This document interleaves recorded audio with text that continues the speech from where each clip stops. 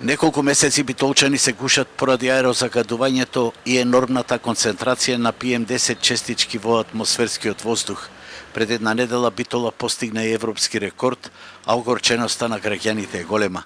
Сепак овие 2 дена поволните временски прилики го исчистија воздухот, но дилемите и натаму остануваат што и како да се прави. Дождовите што 2 дена врнеа во Битола го исчистија воздухот и барем за сега битолчани можат да здивнат.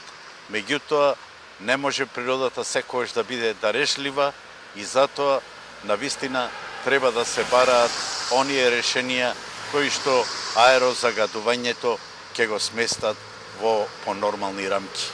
Дилеми има кои се најголемите загадувачи и што треба да се преземе. Од Сдруженијето Геосфера сметаат според нивните истражувања дека најголеми загадувачи се домакинствата кои користат влажни дрва. Вината не треба само да се преферира на домакинствата, бидејќи тука државата треба нешто да стори пред се, заради тоа што шумските претпријатија дистрибуираат влажно огромно дрво, кој што продуцира неколку пати поголеми концентрации на PM честички во воздухот. Оно што ние мислиме дека треба да се направи е подитно да се започне една измена на законските решенија за начинот на складирање и дистрибуција на сертифицирано суво огромно дрво.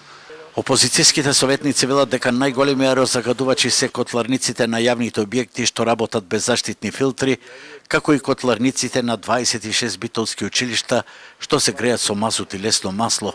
Сите заедно за една грејна сезона трошат над 2,8 милиони литри од овие енергенци, за кои се плаќа 2,2 милиони евра и ослободуваат огромна емисија на гасови.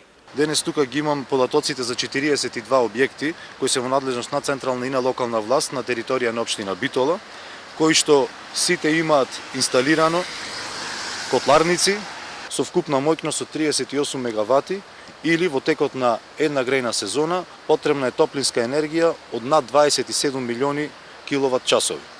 Зошто локалната и централната власт го стопираја проектот Топлификација? Проектот Топлификација со готов елаборат и обезбедена конструкција од 39 милиони евра, актуелната власт го стави под тепих и сега е турка гасификацијата, која за битолчани е далеку. Но како стојат работите во рек Битола како еден од најголемите аерозагадувачи во Европа? Оттаму велат дека најголемиот дел на пепелта во одлагалиштето е затрупана со земја и се гради заштитен зид од 5 километри.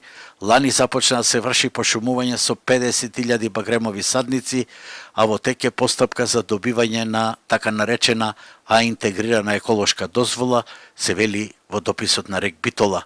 Сепак, опозицијските советници сметаат дека овие мерки не се доволни и затоа од владата со одлука на Советот побара субвенционирана струја за битолчани за да го намалат трошењето на фосилни горива. Барем за сега од владата нема абер, а општината и натаму ќе субвенционира пелети и велосипеди.